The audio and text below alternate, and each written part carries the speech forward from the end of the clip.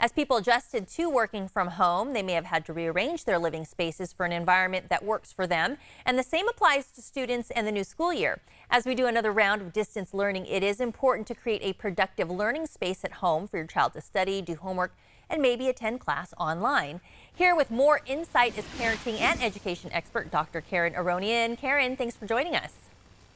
Thank you, Aubrey. Good to be with you. Tell us why it's important to create a proper working space for children. Definitely. You want to set up what they have going in the home to model what they'll see at school. And at the same point, you want to give them options because children, they know how they learn and work best. So let it be child-led. List 3 different options for them. So possibly there's a bedroom, but that bedroom should be having a privacy curtain so you don't see the bed per se. And then think about headquarters. So they like to be in the kitchen, and use this time to be outdoors and get that silver lining of great weather. And then also within those spaces, think how they like their body to be. At a desk is good practice, but also, the floor is an option.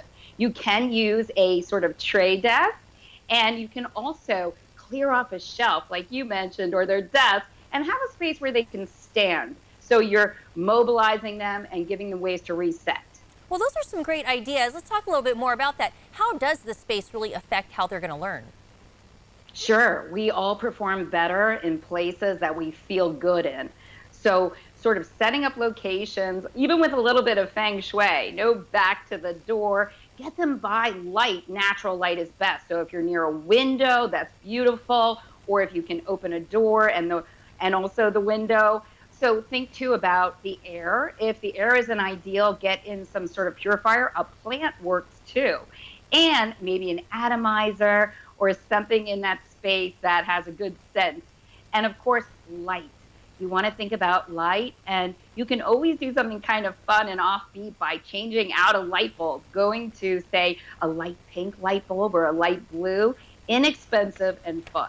Yeah, that sounds like some really great tips for creating the right environment. And you mentioned getting the kids involved. So it's okay to let the kids get involved. I know when we were doing my son's, he was like, no, I want this here. I'm going to put my markers here. And I was like, oh, they look better here. And he was like, that's not how I want it, Mom. Yeah, I mean, it's child-led. You get child buy-in. And obviously for them to personalize that space with all the things they're into. So if they like superheroes or they like Barbie or they love rainbows or whatever it is, let that come into the space so they really are captivated and that space becomes irresistible. Yeah, and what I'm hearing you say is it's important to be flexible. I guess we can't say you have to stay here and learn, because at school I know they do have different seating options and desk options these days. Even the outdoor space, like you mentioned, that's going to really promote a better learning environment overall. So true. And we've been evolving to recognize that being rigid and being in one space or one location truly isn't ideal. We actually get oxygen to the brain when we're up and moving, and then our children recognize their bodies need that reset.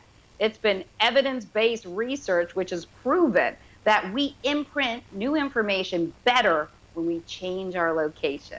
And like you said, get a curtain, block out some of those distractions, because how do we get rid of the distractions? Sure, great to mention. Thank you. Take a push pins and use an old sheet or an old piece of fabric to make a partition in a room, or to create a privacy curtain, or even old cardboard like from a wardrobe moving box. Cut it up, paint it, decorate it. That's what you do with the sheets too.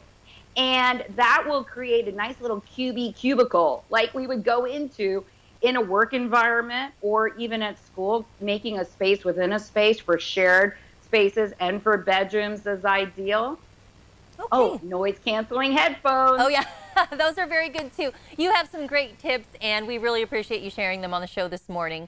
For more on how to elevate your child's learning environment, you can check her website, KarenAronian.com.